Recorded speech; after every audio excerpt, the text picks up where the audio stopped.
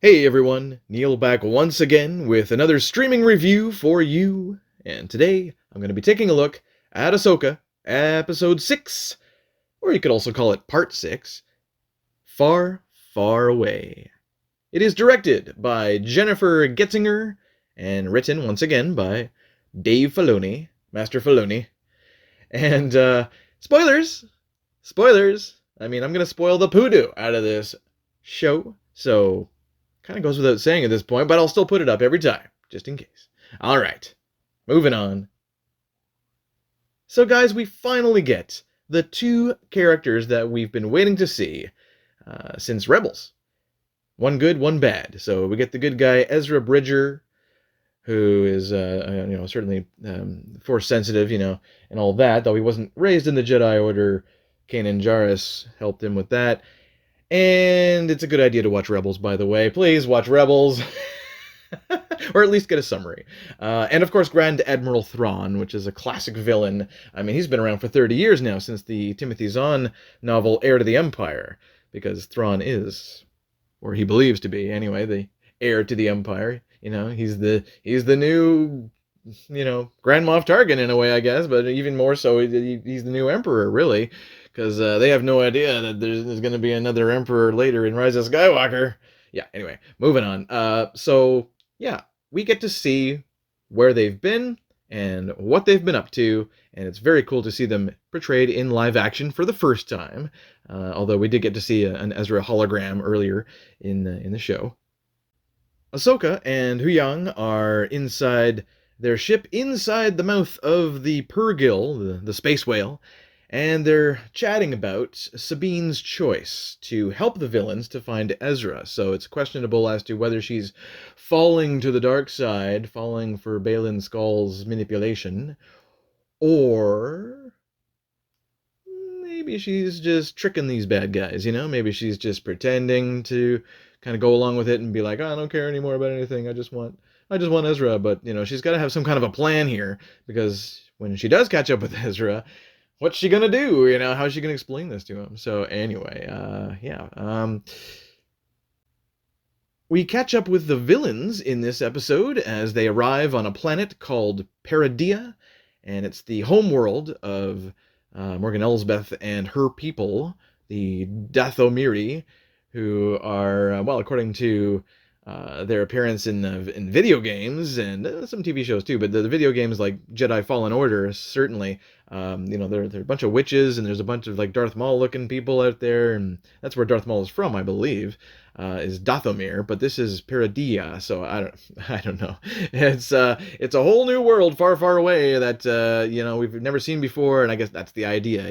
That seems to be almost a running theme in this show. It's like we're going far, far away into this mystical, magical place. Like Ahsoka was in that world between worlds with, Ghost Anakin, and now she's back. So I don't know. Got to do more research, and more should be revealed about these mystical places in the future. But for now, we're just gonna run with it. We're gonna go with it. So Paradia, yeah, cool. Obviously, the witches don't like Sabine because they say she stinks of Jedi. And I still think Morgan Elsbeth is actually wearing a glamour, like a false face here.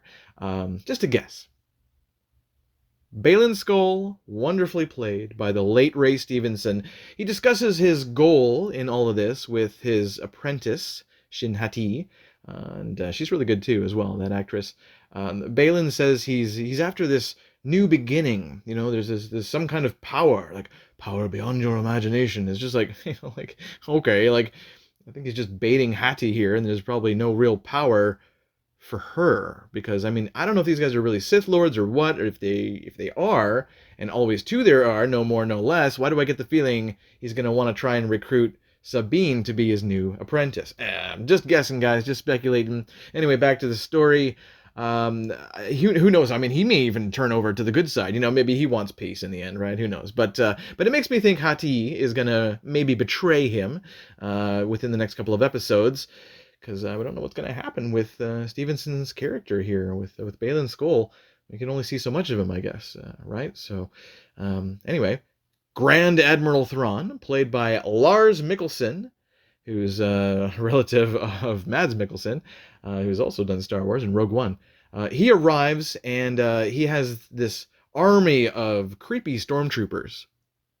I think they're like zombified or something because of the witch's power, and Marok, the Inquisitor, he's probably dead and brought to life too, right? He's brought back to life, and when he died the second time, when Ahsoka killed him, I guess, then this green smoke came out of him, and you're like, is that what's inside these stormtroopers as well?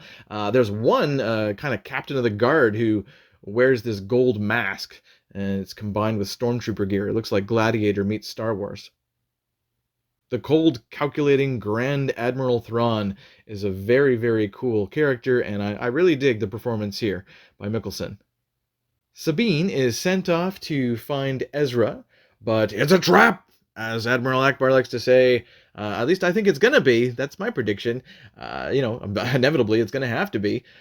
She rides this wolf horse thing, and it's attacked, but she managed to fight off the bandits. And then these little turtle aliens, I don't know, I didn't really care for this, but these little turtle aliens, they lead her to their campsite, and she finds Ezra, played by Iman Esfandi. Hopefully I'm pronouncing that okay. Sorry if I'm not. Standing right behind her, really, just by this tent. And they're so happy to see each other, but of course, Sabine isn't telling Ezra everything, about how she got there and what's going to happen next, most likely, and really the truth of what's going on. Skull and Hattie are pursuing them to take them out, because once they find Ezra, that's what Thrawn wants. He wants those two dead, and he doesn't care if Skull and Hattie make it back either. He doesn't give a damn about those characters. So, always several steps ahead, like a chess master, is Grand Admiral Thrawn.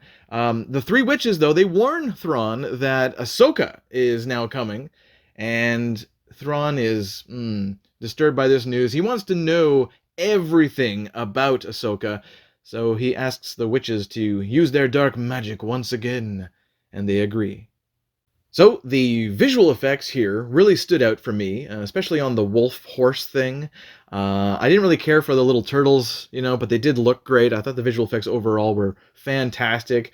I just didn't really care for the Sabine journey and, meeting up with these little things, and they're meant to be cute, and I get that. It's like, okay, let's throw some cuteness in here, but, Ezra could be doing more badass stuff than hanging out with a bunch of cute turtles, some of which I'm sure will die or get close to dying, and then we'll be like, no, not the turtles. Oh boy, it's just like the Porgs and the Ewoks and everything all over again, I actually like Ewoks, but that's me. All right, so I'm not so much into pushing the cutesy character stuff in Star Wars, but like I said, the effects are impressive. Sabine becoming a Jedi is an idea that started on Rebels, right? But it just isn't that interesting to me. It just doesn't seem that original. It's like, oh, okay, let's make this Mandalorian girl who's really cool with her colorful outfit and everything, and her, her gear, and she's gonna be a Jedi now. Oh, okay, well, why not? Well, I just hope they don't make everybody a Jedi. Like, not literally, but you know what I mean? Just a lot of people are just like, oh, now you've got powers. Now you can sense the Force. Well, all right. Some make sense and some don't. So I thought Ezra and Thrawn, they seemed really, really well cast in their roles. The acting overall here is very convincing. Certainly didn't see much of Ahsoka, but of the title character herself this time around, but that's fair, because we got a lot of her in the previous episode, and the last two are going to be really, really, really interesting, as Sabine is going to have to come clean about, her way of rescuing Ezra, and she's going to have to choose a side at some point, I guess. So it's very interesting, because she's also, delivering him right to Thrawn, so big target on Ezra now, and they'll find him, and there'll be plenty of action, I hope, in the next 2 episodes. So yeah, some things were a bit cheesy, but it's still tasty cheese. Anytime Star Wars is cheesy, I always think, oh, that's delicious cheese. At least it's good tasting cheese. A little too cutesy at times for me, but Thrawn and Ezra were damn good, and I dug it. I dug this episode.